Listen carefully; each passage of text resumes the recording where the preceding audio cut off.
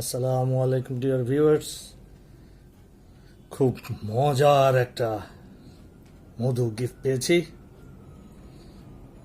আসলে রিসেন্টলি খুব ভালো ভালো জিনিস গিফট পাচ্ছি, যেটা একটা খুব ইম্পর্টেন্ট জিনিস, যেটা of course you all know about it, but আমি মনে করলাম আপনাদের সাথে শেয়ার করলে ভালো হয়।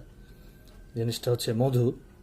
এই মধুটা অনেক ঝাঁকি খেয়েছি, অনেক দূর থেকে এসছে, দেশের বাইরে থেকে এসছে অ্যাকচুয়ালি।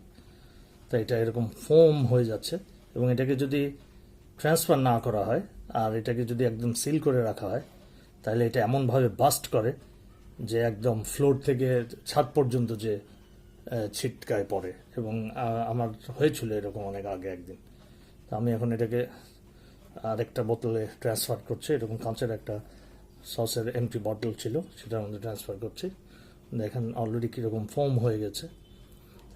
আর মধু সবসময় ট্রান্সফার করার সময় খুব ডাইরেক্ট এরকম সোজা করে ঢালতে হয় না, এরকম বোতলটাকে কাত করে নিতে হয়, খুব আস্তে আস্তে করে ঢালতে হয়, একদম এইভাবে গড়ায় গড়ায় গড়ায় গড়ায় যাবে। The main reason behind it, এটা আমি অ্যাকচুয়ালি অর্ধেক অর্ধেক করে ফেলবো। অর্ধেক ওই বোতলে রাখবো আর বাকি অর্ধেক এই বোতলে রাখবো। তাহলে ফোমিং যতটুকু হবে, যাই হবে, সেটা দুই বোতলে ট্রান্সফার হয়ে থাকলে আর বাইরে পড়বে না। নাহলে আস্তে আস্তে আস্তে আস্তে সারা রাত্রে দেখা যাবে যে এটা একদম বোতলের মুখ দিয়ে বাইরে এসে পড়ছে। এই বোতলের অবস্থা দেখেন যে কী পরিমাণ ফোম হয়েছে এটা। আর এটাতে ঢাললাম, এটাও দেখেন একদম পুরো ফোম হয়ে আছে। এবং এটা যতক্ষণ রেখে দেবো, আস্তে আস্তে আস্তে এই মধুর উপরে ফোমটা জমা হতে হতে দেখা যাবে যে বোতলের মুখ পর্যন্ত চলে এসছে।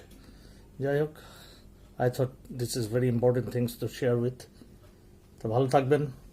Assalamu alaikum wa rahmatullah. May Allah bless all of you. Take care. Have a great night.